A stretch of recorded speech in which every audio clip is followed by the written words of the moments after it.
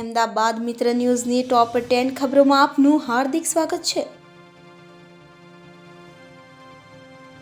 એમસીનું 10,801 કરોડનું draft budget રજૂ। રાજ્યનું સૌથી મોટું આર્થિક પાટનગર એવા અમદાવાદનું વર્ષ 2024-25નું draft budget municipal commissioner M Thennarasan દ્વારા સ્ટેન્ડિંગ કમિટી સમક્ષ રજૂ કરવામાં આવ્યું।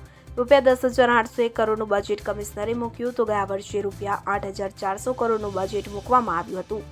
ચાલુ વર્ષે ગત વર્ષ કરતાં ₹2,401 કરોડ વધુનું બજેટ રજૂ કરાયું છે। મ્યુનિસિપલ કમિશનર દ્વારા રજૂ કરવામાં આવેલા બજેટમાં 5 મહત્વની બાબત પર ભાર મૂકવામાં આવ્યો છે, જેમાં વિકસિત અમદાવાદ 2047 નેટ ઝીરો અને કાર્બન ન્યુટ્રલ, રેસિલિયન્ટ અને સસ્ટેનેબલ, ઝીરો વેસ્ટ અને સર્ક્યુલર ઇકોનોમી, લિવેબલ અને હેપી સિટી બનાવવામાં આવશે। જો કે એઆઈ સેલની સ્થાપના પણ કરવામાં આવશે। નાગરિકોના ટેક્સમાં કોઈ પણ પ્રકારનો વધારો કરવામાં આવ્યો નથી।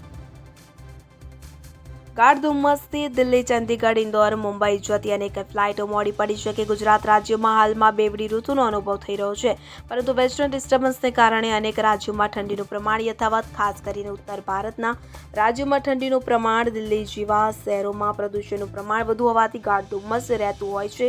હાલમાં દિલ્હી અને ચંદીગઢમાં વાતાવરણ હવાઈ મુસાફરી માટે યોગ્ય ન હોવાને કારણે અનેક ફ્લાઇટ મોડી પડી શકે છે। તો રાતના 12 વાગ્યાથી બપોરના 2 વાગ્યા સુધીમાં 33 ફ્લાઇટ મોડી પડી। અમદાવાદ મુંબઈ એનએચ પર 5 કિલોમીટરનો traffic jam. Ahmedabad Mumbai national highway પર વડોદરા નજીક એક્સપ્રેસ હાઈવે ટોલ નાકા પાસે રેલવેના પાટા ભરેલી ટ્રક અને પાવડર ભરેલી ટ્રક વચ્ચે ગમખ્વાર અકસ્માત સર્જાયો છે। એક ટ્રકનું ડીઝલ ખૂટી જતા પાછળ આવતી ટ્રક તેની પાછળ ઘૂસી ગઈ હતી। આ અકસ્માતમાં એક ટ્રકનો ડ્રાઈવર કેબિનમાં ફસાઈ ગયો હતો, જેને બહાર કાઢવા માટે ફાયર બ્રિગેડને 90 મિનિટ લાગી હતી, જ્યારે અન્ય એકને ગંભીર ઇજા પહોંચતા હોસ્પિટલ ખાતે ખસેડવામાં આવ્યો હતો। આ બનાવની જાણ ફાયર બ્રિગેડને થતાં તુરંત જ સ્થળ પર દોડી આવી હતી। આ બનાવને પગલે હાઈવે ઉપર 5 કિલોમીટરનો લાંબો ટ્રાફિક જામ થયો હતો।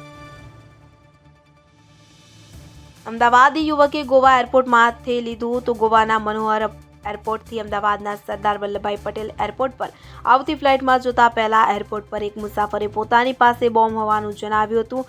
ફ્લાઇટ ટેક ઓફ થતાં પહેલા ગોવા એરપોર્ટ પર સ્ટાફ દ્વારા સિક્યુરિટી ચેકિંગ દરમિયાન દરેક વ્યક્તિને પૂછવામાં આવે છે કે તેમની પાસે કોઈ પ્રતિબંધિત સામાન લઈ જઈ રહ્યા છો કે નહીં। ત્યારે અમદાવાદના વ્યક્તિએ પોતાની પાસે બોમ્બ છે તેમ સ્ટાફને જણાવ્યું હતું। આથી સ્ટાફ ચોંકી ઉઠ્યો હતો અને ચેકિંગ કરતાં કશું મળ્યું નહોતું। જોકે આ બાદ ગોવા પોલીસે આ યુવાન સામે ફરિયાદ દાખલ કરી છે।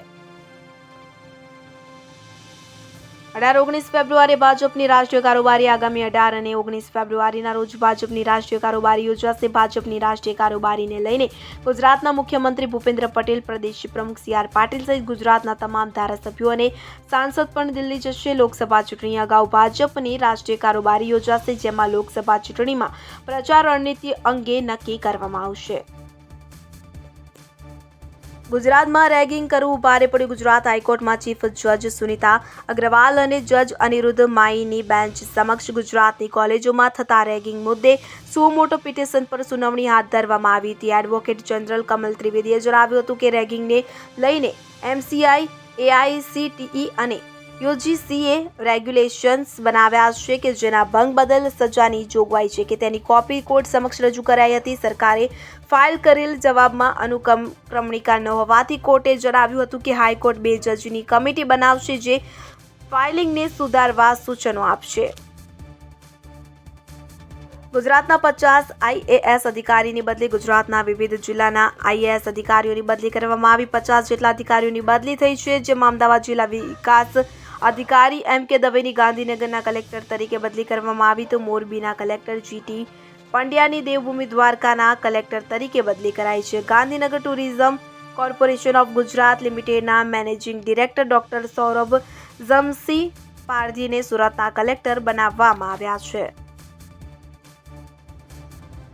માધુપુરાના 2500 કરોડના સટ્ટાના 1000 બેંક ખાતાની વિગતો તરલ ભટ્ટે પોતાની પાસે રાખી હોવાનો ઘટસ્ફોટ। અમદાવાદના માધુપુરામાંથી અગાઉ પકડાયેલા ₹2500 કરોડના ક્રિકેટ સટ્ટાના રેકેટમાં જુદી જુદી બેંકના 1000 બેંક એકાઉન્ટનો ઉપયોગ કરવામાં આવ્યો હોવાનું, જે તે સમયે તત્કાલીન PCB પીઆઈ તરલ ભટ્ટે કરેલી તપાસમાં ખુલ્યું. જો કે આ તપાસમાં વિવાદ થતાં કેસની તપાસ સ્ટેટ મોનિટરિંગ સેલને સોંપાઈ હતી. ત્યારે પીસીબીએ સ્ટેટ મોનિટરિંગ સેલને માત્ર 535 બેંક એકાઉન્ટની માહિતી, ચેકબુક, પાસબુક સહિતની માહિતી આપી હતી. જ્યારે બાકીના બેંક એકાઉન્ટની માહિતી તરલ ભટ્ટે પોતાની પાસે જ રાખી હતી. જેમાંથી 1000 કરતાં પણ વધારે બેંક એકાઉન્ટની ડિટેલ્સ જૂનાગઢ બદલી થયા પછી સાથે લઈ ગયા હોવાની શંકા એસટીએસે વ્યક્ત કરી છે અને આ દિશામાં તપાસ શરૂ કરી છે. આંખમાં ઘૂસી જતી મચ્છીના ત્રાસથી વાહન ચાલકોને હાલાકી. શહેરમાં છેલ્લા 3 થી 4 દિવસથી મચ્છીનો આતંક વધ્યો છે.